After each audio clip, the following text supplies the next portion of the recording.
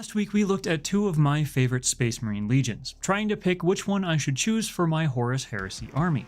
Well, by the end of that I wasn't entirely decided, but my comment section seemed pretty convinced. And I've heard the message loud and clear. The internet wants more Sons of Horus hobby content, and Gone Hollow minis will answer. So let's start with a full breakdown of the legion, its origins, its history, and how we can get it on the tabletop. So welcome to Gone Hollow Minis, my name is Colt, and today we are pledging ourselves to the Warmaster.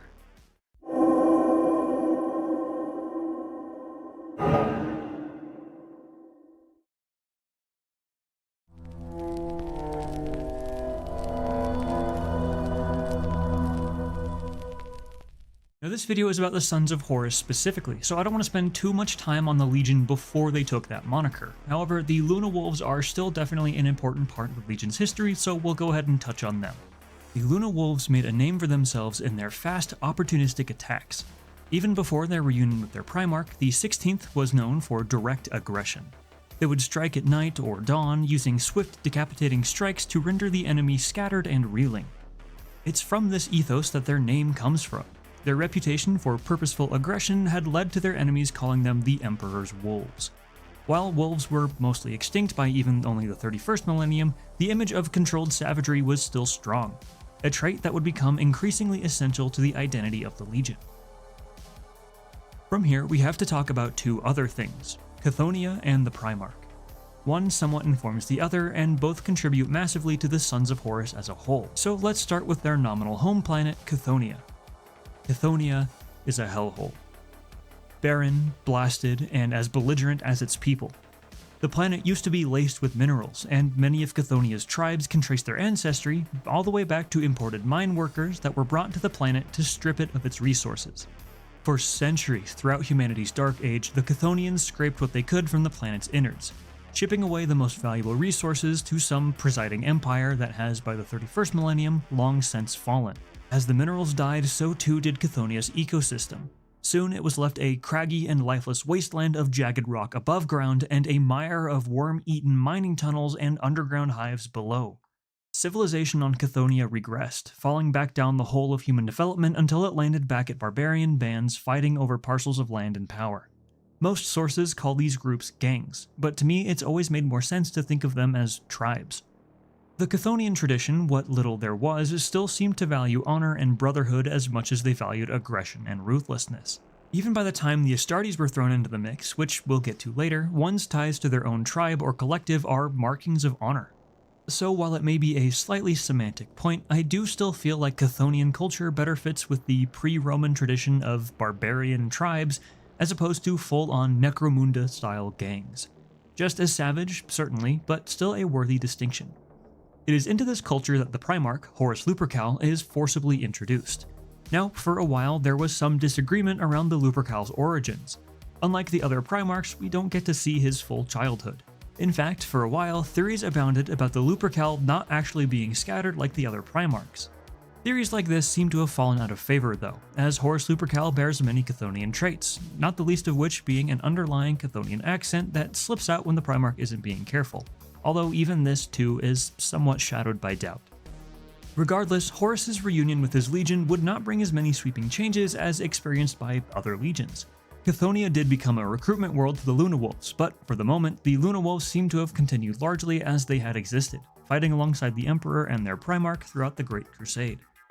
This is of course the period when Horus Lupercal would be declared Warmaster.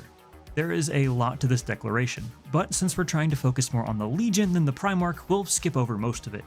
Suffice to say that eventually the Luna Wolves became the Sons of Horus, and the first cracks of doubt worked their way into the Lupercal's mind. See, it didn't necessarily start with chaos. After Horus was declared Warmaster, the Emperor left for Terra, becoming largely hands-off with the Great Crusade. Even though it was Horus that was winning the victories for the Imperium, he was essentially building someone else's empire for them. Even though Horus still believed in the Emperor's mission, spending all of that effort for the benefit of someone who was largely absent would chafe at anyone. But by this point, the Luna Wolves had truly become the Sons of Horus, daubing their previously white armor in the dark sea green of the soon-to-be Scions of Heresy.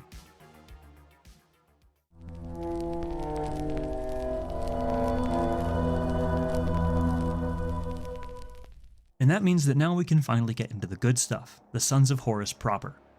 In this later stage of the Great Crusade, as the Sons of Horus donned their new name and the Warmaster continued to nurse his doubts, more and more Chthonian attributes would start to surface. As the 16th grew more distant from the Emperor, solidarity was found in the identity of their legion and their Chthonian pride. Slowly, the veneer of civility granted by the edicts of the Legiones Astartes was worn away, as the tribalistic nature of the legion's Chthonian roots broke free. As a legion, the Sons of Horus leaned further and further into shock assaults and decapitating strikes than even the Luna Wolves had. Assault and despoiler squads became more and more common, and the elite Reaver units came into vogue as the elite shock troops of the 16th Legion. Perhaps no unit encapsulates the Sons of Horus embracing their barbarian roots more than the Reavers. These units fight more as an individual warband than a united military unit, each legionary taking to the battlefield with their own tailored armor and weapons. They are employed for the most vicious of the Legion's decapitating strikes, and were afforded the best weaponry that the Warmaster could provide. However, the general change in attitude wasn't the only change in the Sons of Horus. In the late Crusade and throughout the Heresy, a number of Chthonian practices resurfaced in force. The first that I want to cover are all of these skulls that we see in the art and models of the Legion. See, despite the visual similarities, these aren't inherently linked to chaos. On Chthoniya, throughout the vicious wars between barbarian tribes, tribe leaders would take the skulls of worthy foes, sever them, and plate them in bronze or gold.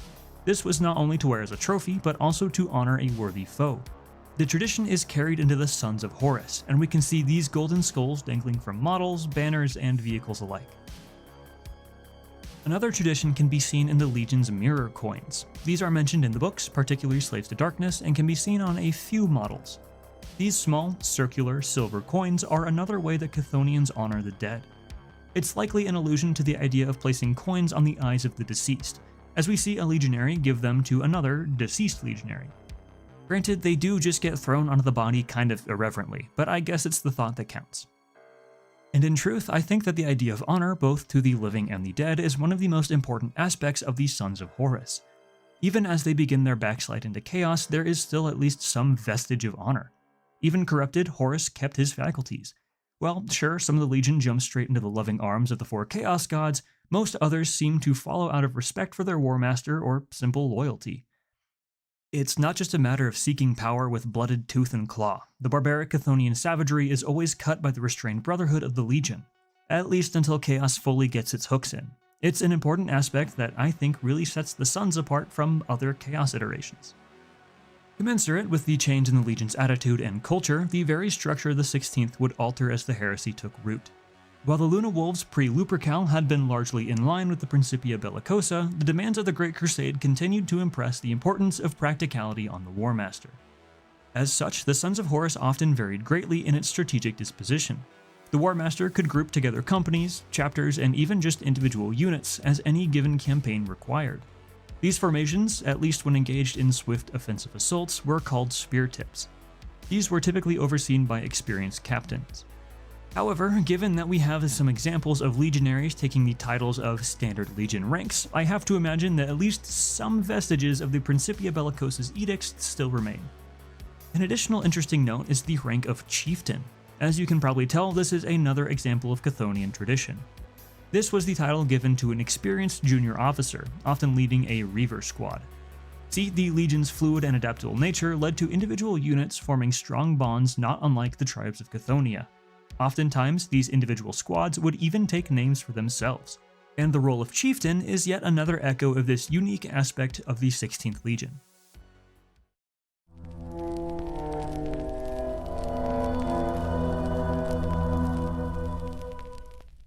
By now, we're starting to get an understanding of how the Legion operates in the lore, but why don't we go ahead and talk about how to approach the Sons of Horus as a hobby project as well. Kind of an impromptu TOEs and transfers video, since we're already this far in. The standard Sons of Horus color scheme is a dark sea green color.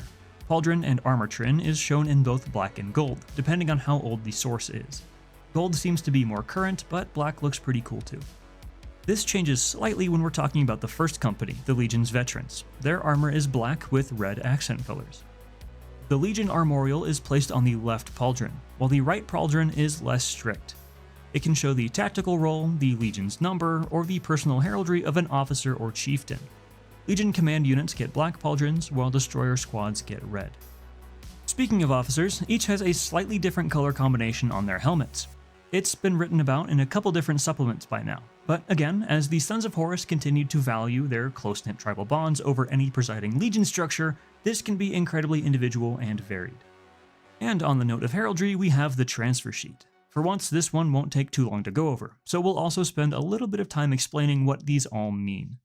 First off, in both gold and black, we have the Eyes of Horus. These are the armorial symbol of the Legion, and they used to represent the Emperor's vigilance, as spread by his Warmaster's Legion. Now, though, the symbol is wholly appropriated by the Warmaster himself. I can't find reference of there being a practical difference between the two variants. The more circular symbol, though, is also seen used by non-Astartes factions that are closely aligned with the 16th. So, if I had to come up with an explanation, perhaps the circular symbols are more representative of the Warmaster's gaze in general, while the more ornate one is reserved for his legion and his legion alone. Regardless, most here are for standard marines, while the larger ones are meant for vehicles, black for standard units, and gold for veterans or characters. Between those, we have a symbol referred to as the Chthonian Serpent Glyph. The Legion uses this as a marking for elite units, especially their Reaver squads. It's also kinda hard to shake the implied connection between this glyph and the Serpent Lodge, the one that corrupted the Lupercal, so maybe there's some more chaos shenanigans going on with it too. Then over here we have Legion numerals, commonly placed on the right pauldron. Below them are markings for destroyer squads. Below all of that, we have Chthonian gang markings. We've mentioned these already, but these transfers are just an easy way to give your units individualized markings without having to freehand all of them. There's no guide to what each individual scratch actually means, so feel free to come up with your own stories, gangs, and backgrounds for your Marines. Now, normally I would leave it off here, but instead I want to talk a little bit about the real-world inspirations that inform the Sons of Horus. Unlike some other legions, who make a couple inspirations their entire character, like the Blood Angels and Vampires or the Dark Angels and Arthurian Knights, the Sons of Horus seem to draw their inspiration from a few different sources. Culturally and aesthetically, they take a majority of their inspiration from a kind of generalized interpretation of Roman-era barbarians. That is to say, most cultures that weren't Roman. There's a bit of Celt, Gaul, Dacian, and more, all kind of homogenized into a general barbarian aesthetic. We can see it in the history and culture of Chthonia, the shapes of Chthonian gang markings, and even in the practices of the Legion, such as in the head taking. Not to mention the 16th's love for axes of all shapes and sizes. But we also see a number of influences taken from the civilized regions of the time. The cultish aspects of the warrior lodges adopted by the Sons of Horus smacks of the cult worship seen throughout the classical to Roman Mediterranean. Not to mention, we see very obvious Roman stylings in the standards and decorations of the Legion, though how much of this is more generically granted by the Legionis Astartes as a whole is unclear. And then there's a smattering of Egyptian influence as well. Horus is named Horus after all, and the Legion symbol does bear resemblance to the Wadjet symbol, also known as the Eye of Horus from Egyptian mythology. Now the reason I bring this up isn't just for the aesthetic inspiration. That's important, don't get me wrong, but figuring out where a Legion gets its inspiration can also help us create identities for our characters and squads going forward. As you're building and naming your characters, take a look at Celtic, Gaulish, and Dacian names from our own history for thematic and unique character names. Honestly, I think this mix of inspirations is a really cool aspect of the 16th. There's nothing wrong with a Legion wearing their inspiration on their sleeve. I mean, I play both Blood Angels and Dark Angels. But the Sons of Horus just have such a unique mix of inspirations and cultures. It's honestly kind of refreshing and makes me sad that they didn't really survive into 40k, at least in any major way. The Black Legion is interesting in their own right, don't get me wrong. Being the amalgamated mixture of all stripes of chaos is also a cool premise. I just think that the mixture of barbarian brotherhood, battlefield honor, and bloody defiance is something that's missed in many modern chaos factions. And that about wraps up our first look into the 16th Legion. This was just a bit of a primer and only touched briefly on the hobby side of things. However, I do think that the Sons of Horus deserve a little bit more content on YouTube, so I would like to turn this into a mini-series as I work my way through the hobby, lore, and maybe even gameplay aspects of the Sons of Horus. So if you're a fellow scion of the Warmaster, why not stick around? If you enjoyed, why not leave a like and share this video with someone else that you think might enjoy it. I know it's a cliche, but pushing all those YouTube buttons really does help. Subscribe and turn on notifications to never miss an upload, and until we meet again, friends, be safe, be kind, and don't you dare go hollow.